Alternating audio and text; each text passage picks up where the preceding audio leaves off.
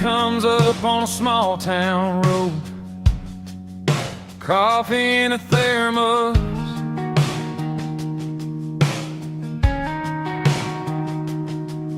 steel-toe boots.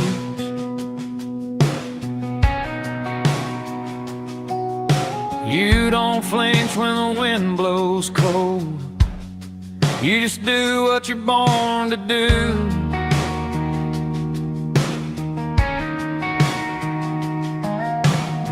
Calloused hands on a busted gate.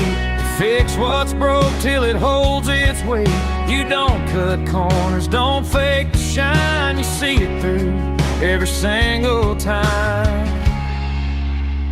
That's the code of the West. Stand tall, give your very best. Your word is the mark on your chest. You ride for your people, you don't forget. Some things you just can't buy, like a clean heart and a clear sky. Know where to draw that line. That's the code of the West. That's the way I ride.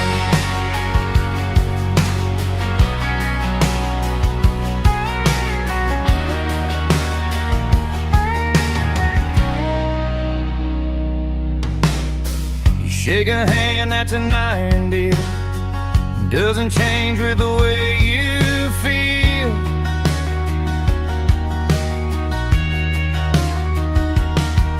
If you say you'll show, you'll be on time. Rain on the roof or a blue sky shine.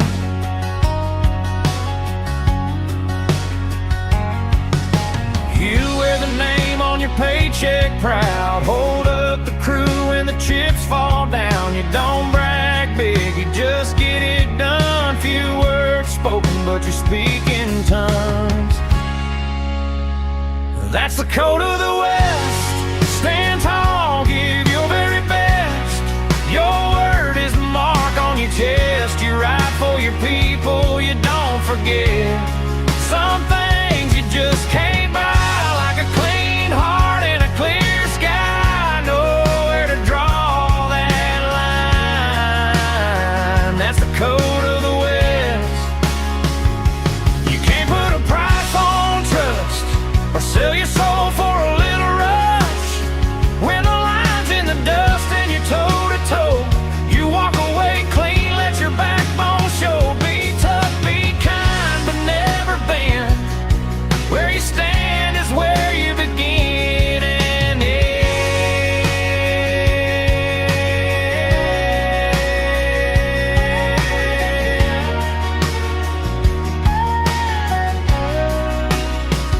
That's the code of the West. Stand tall, give your very best. Your word is a mark on your chest. You ride for your people, you don't forget. Some things you just can't buy, like a clean heart and a clear sky. Know where to draw that line. That's the code of the West. That's the way I ride.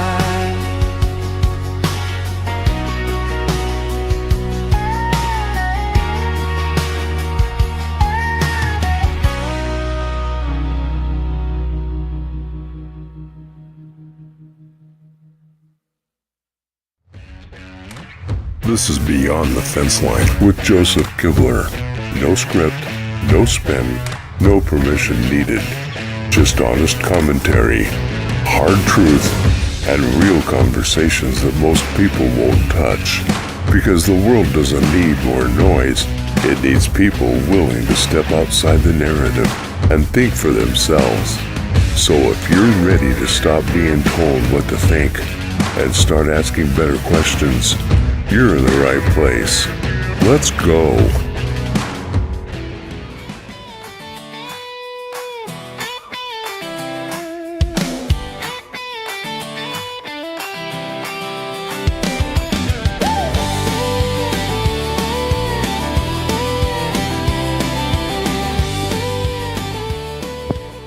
Hey, good morning. Welcome to Beyond the Fence Line, guys. I am actually coming to you from the hospital in Colorado this week. As many of you know, my daughter has bacterial meningitis, and so we've been in the hospital for, well, a little bit over a week now.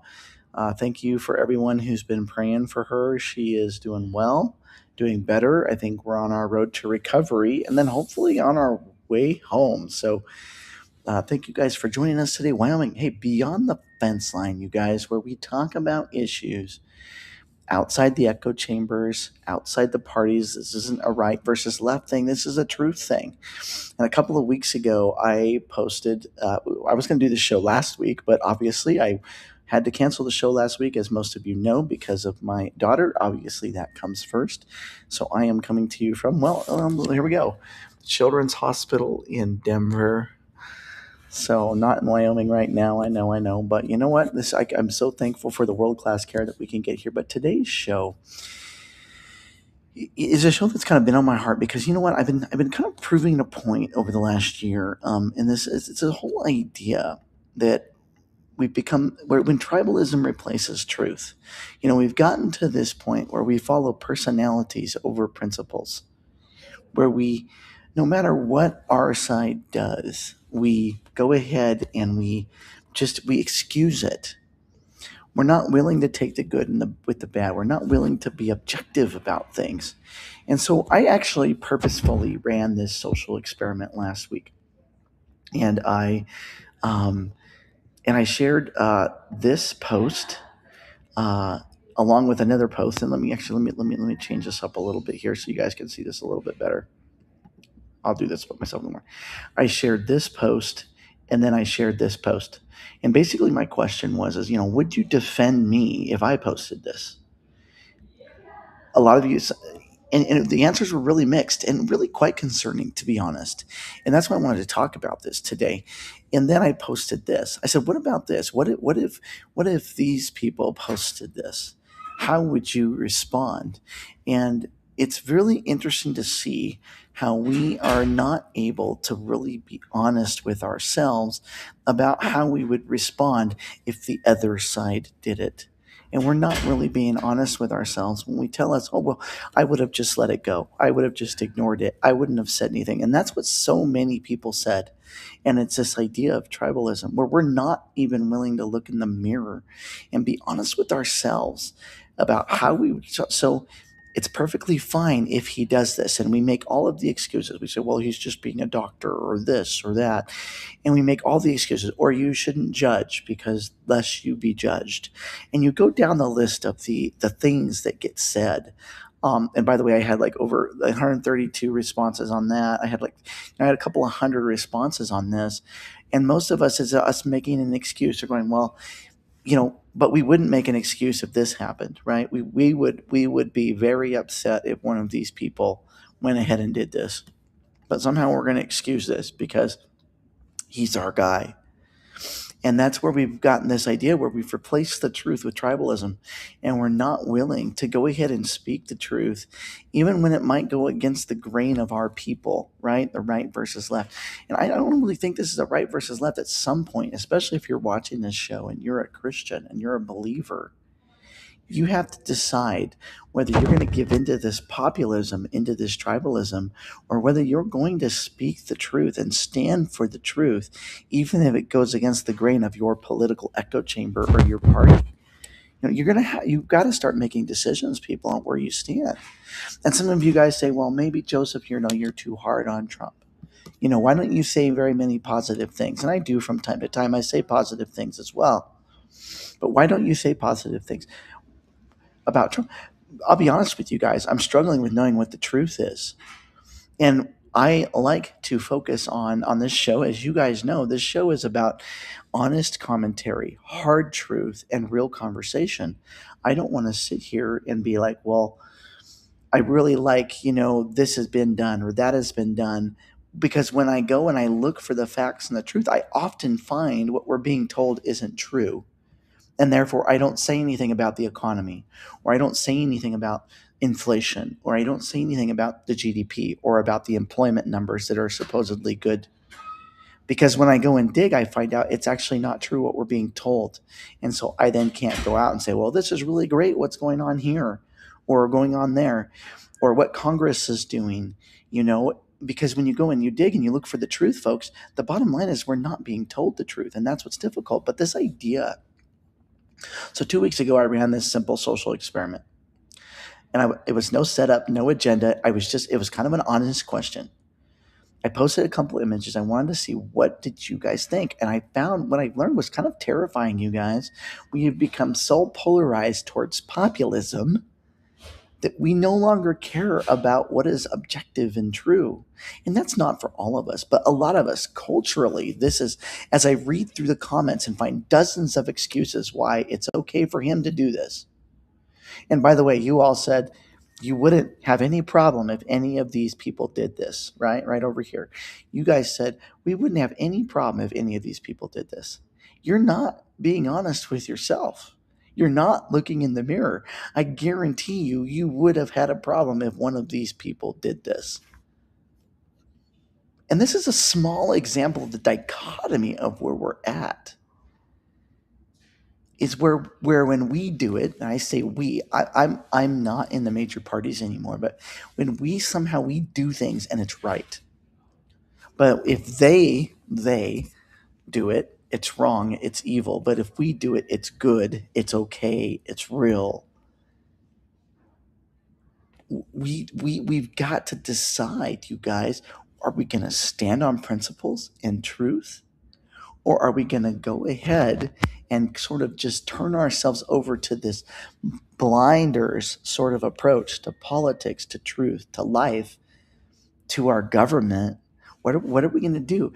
Instead of asking, is it right?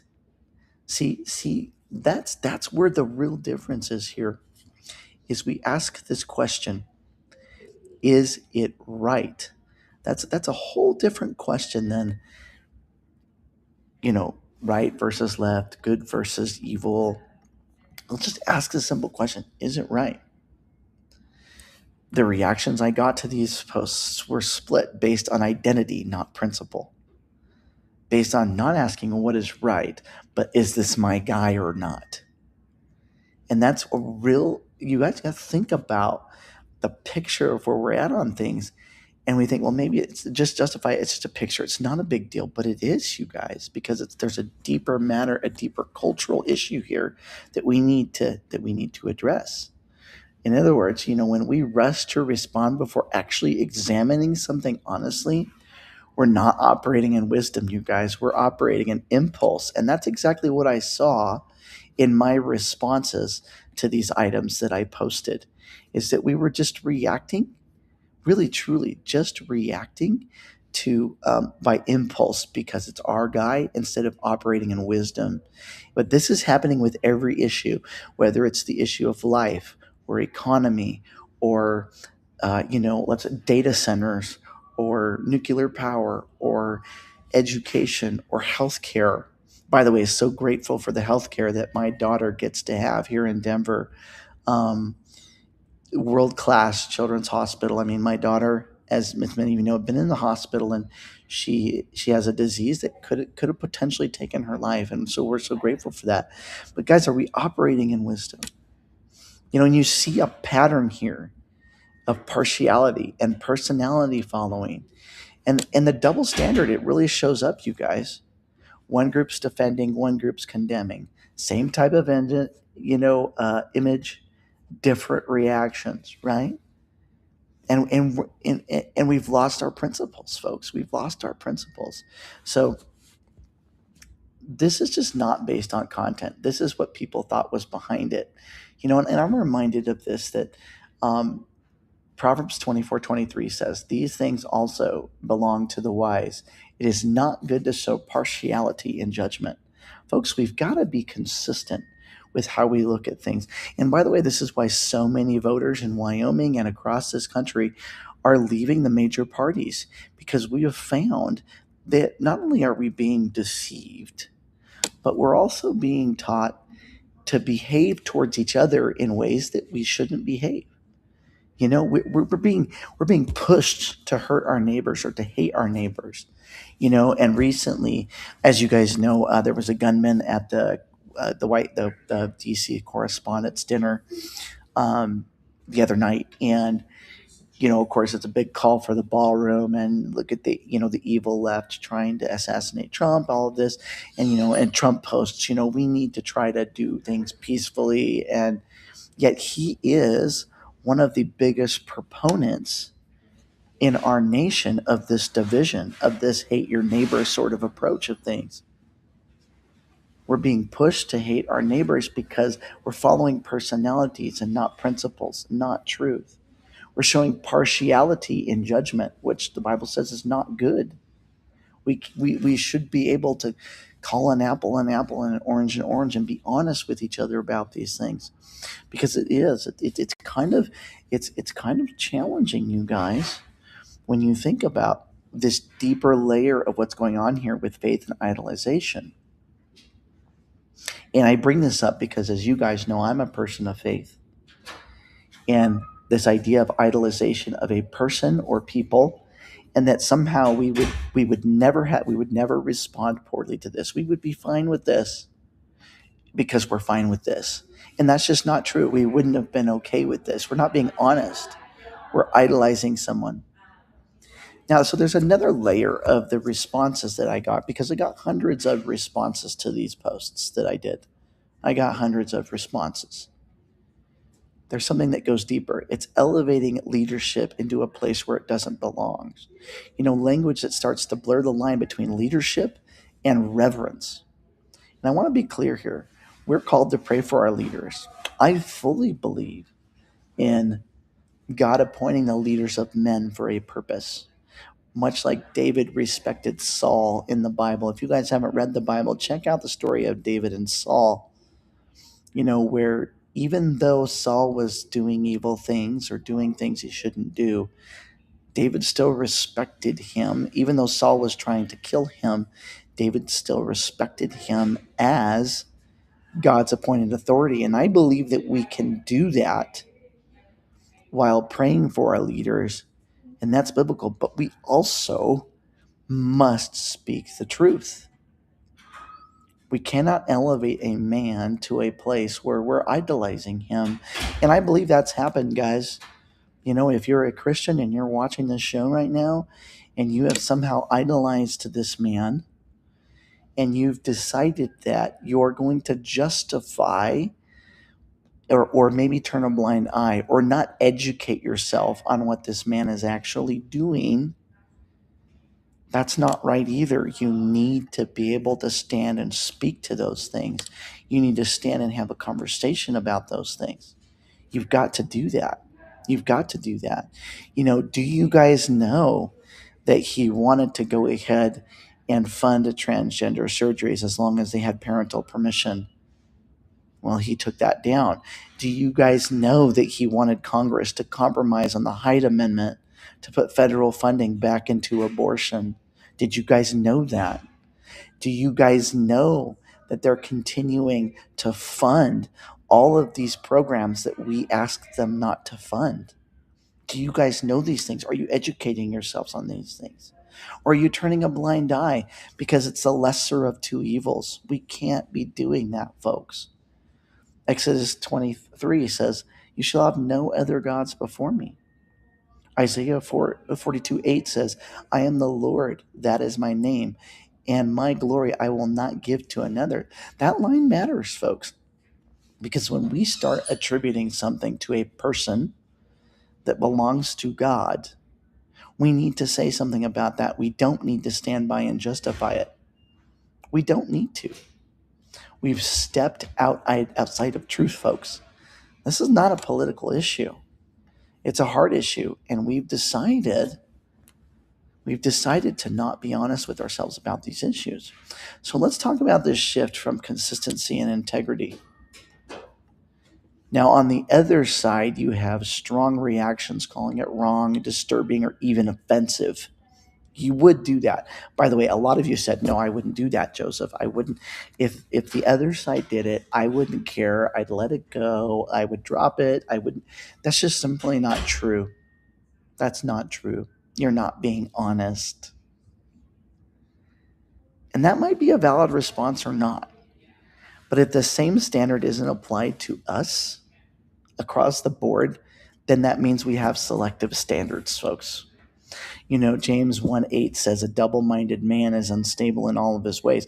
In fact, I had Rob Miller accused me of being a double-minded man because I changed parties. You know what's never changed? If you guys have watched my show or if you've followed me, my principles, what I stand for, and what I believe in. But a double-minded man is unstable in all of his ways, folks. And we're seeing an awful lot of double-mindedness in our culture where we're allowing, like, we don't like, let's say, we don't like subsidies unless it's subsidies we want. We don't like welfare unless it's welfare we want. We don't like more government unless it's more government we want. We don't like, more government programs unless it's programs we want. When it goes down the list, and this hypocrisy, you guys, is getting out of control because we're double-minded in the way we approach politics and the way we do things. But see, this is where our standards are changing depending on the situation, and we become unstable in how we judge things or how we look at things. And people feel that, and that's where the trust and the truth starts to break down, folks. It really is. And it's so important. I'm going to stream this on a few more places here. We have got to step back and stop doing this. Okay, so here's the turning point, guys. And yeah, I'm going to use that word, truth versus tribe. And this is where it all comes together. This experiment isn't about a leader. It's not about Trump. It's not about how you would have responded if Biden did this or Kamala Harris did this or if Obama did this. And by the way, they didn't. There were some posts going around about how Obama had done something similar, and there was an AI picture going around. It's like, you guys, these AI didn't even have this capability when Obama was president. We weren't even doing that, so it's not even truth. So then we also, in addition to our sort of this tribalism, we then also ourselves become guilty of spreading falsehood by going ahead and either justifying or saying, well, this isn't what it was said or what it was meant or what have you. And then we get guilty of also spreading falsehood because of our tribe. Because again, I'm going to go back to this. We stopped asking, is this right? Instead, we just asked, is this my tribe or is this my side? And when tribalism replaces truth, everything shifts. Right and wrong become flexible right and wrong become flexible, folks. And right and wrong are not flexible they're not flexible. They're not flexible at all. But they become flexible. And by the way, we've seen this in the Wyoming legislature. We've seen this in Congress at the U.S. level. We've seen this in government where right and wrong have become flexible because we'll just sort of move where our chamber tells us to move. But everything shifts. Accountability becomes optional. The truth becomes something we shape instead of something that we stand on. So this is what we have to decide, folks, is that we say every election is the most consequential election. And it seems like this snowball is just getting bigger and bigger and bigger as we go down the hill, right, you guys? Where every election is more and more and more consequential, and yet we're going further and further and further so often in the wrong direction, and we're not asking ourselves, is it right? Is this right? What are we doing? Because it's more about this tribalistic personality, populist approach to things instead of what is true and what is good and what is right. If we want something different, folks, we have to be something different. You guys know, if you guys followed my campaign for governor, which is paused right now, you know that our campaign slogan was not make Wyoming number one. It was not follow the brand. It's not Wyoming won't back down. It's be something different. That means that we don't defend something just because our side does it or benefits from it. It means we don't excuse behavior when we would condemn it if someone else did it. And that's a big thing. And I want to say that again because I think it's really, really, really, really important when it comes to tribalism. It means that we don't excuse behavior that we would condemn in someone else. In other words, you would have condemned this. You would have condemned, whether you are honest with yourself or not, you would have condemned this. If Biden or Kamala Harris or Obama had done this, you would have condemned it. And if you say, no, Joseph, I would not have, you are not being honest. You're not being honest. You've excused this behavior that you would normally condemn in someone else because it's your guy. And again, it's not necessarily about this one image, it's about the principles that are behind it. It means that we need to judge things honestly based on truth, not loyalty. Micah 6:8 comes to mind. It says this: He has shown you, oh man, what is good. What does the Lord require of you? To do justly, to love mercy, and to walk humbly with your God. Do justly. What does that mean? That means not selectively, not conditionally, justly. It means putting those weights and measures out.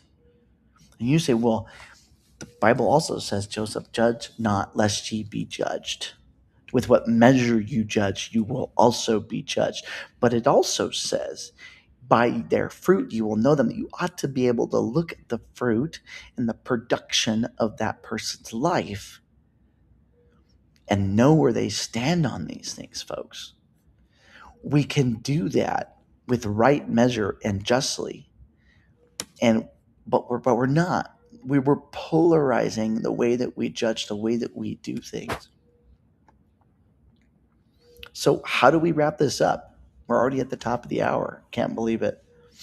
At the end of the day, what this social experiment showed me is something pretty simple.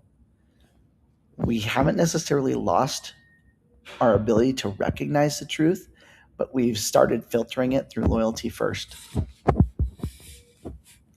Folks, if we don't correct that, we're going to keep repeating the same patterns, the same division, the same frustration, the same breakdown in trust. There is a better way, and it starts with consistency. It starts with humility. It starts with being willing to say, that's not right, even when it's uncomfortable, even when it's your side that does it.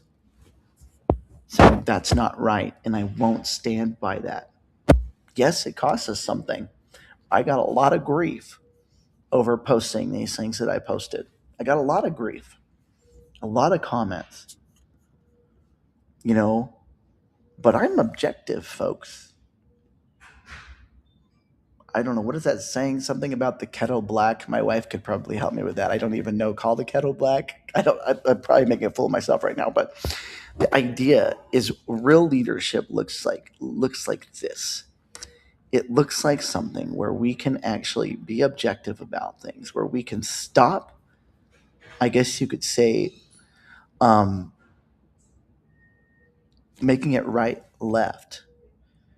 Make it more about what is right, what is wrong, and standing on those principles, regardless of who's at the front of it. And I think that that's where we have got to stop shifting. Yes, my wife says the pot calling the kettle black. She must be watching the show in the hospital room. So that's really cool. What does it even mean? I don't even know what it means. Maybe she'll post a comment and let me know what it means too. But my point is this, folks, we are not just doing this about an image, okay, where someone's posted an image of himself or herself looking like Jesus. We're doing this about everything. We've lost our integrity. We stand on principle when it's convenient, and that's about it.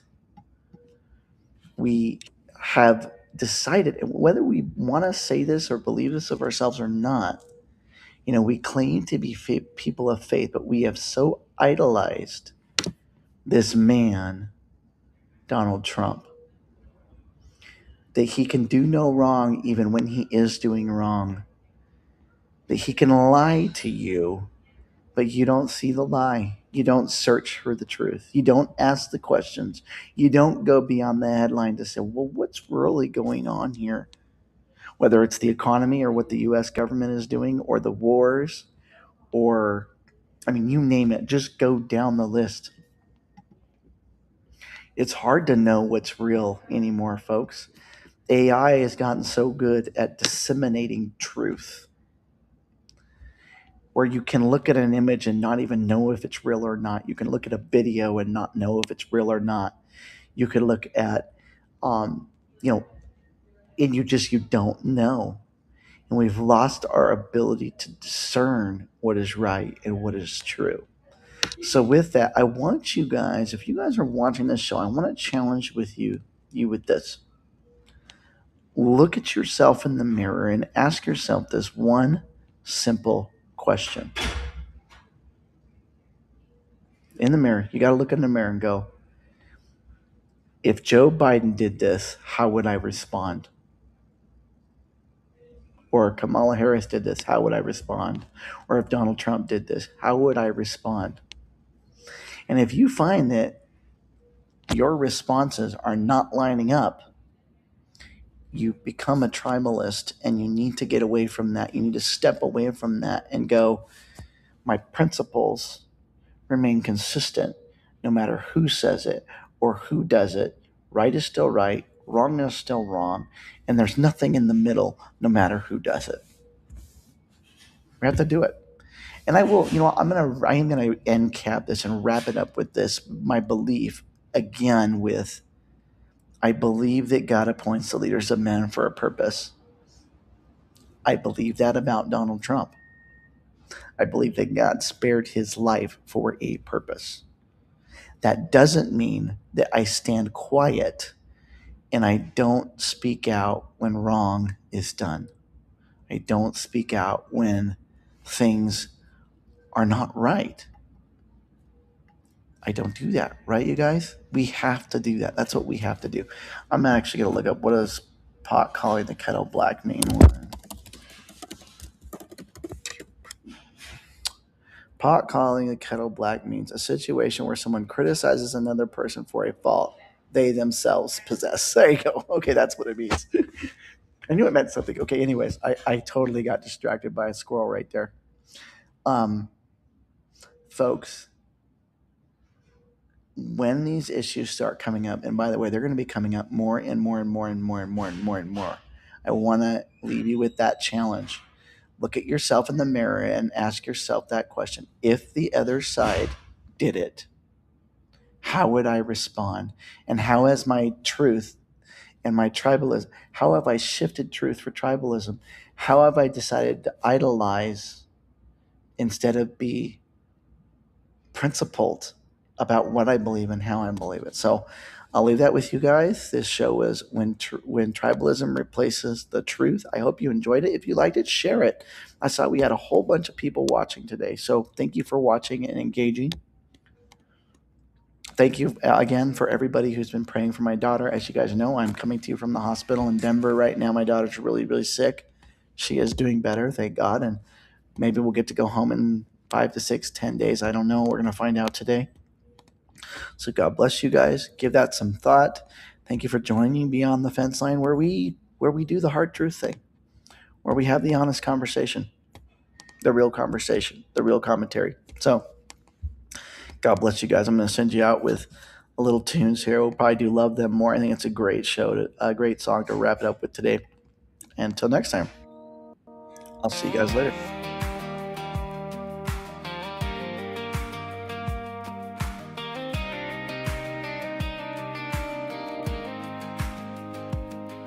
Sun up shining on a gravel drive,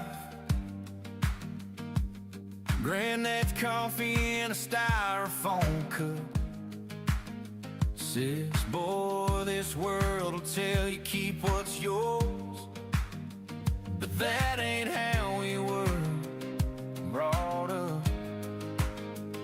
We bow our heads at the table, thank the Lord for the food and the fight, 'cause loving folks who love you back is easy, but that ain't walking in the light.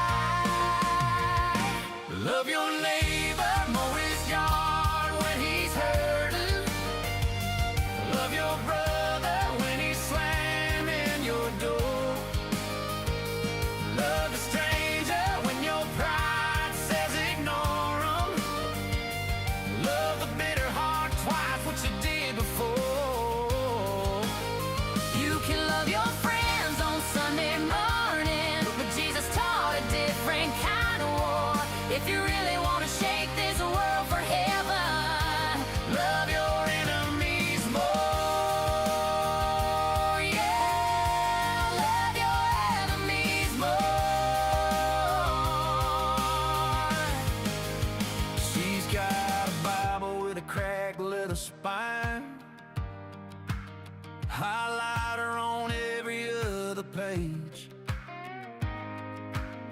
Says turn the other cheek, ain't just a slogan.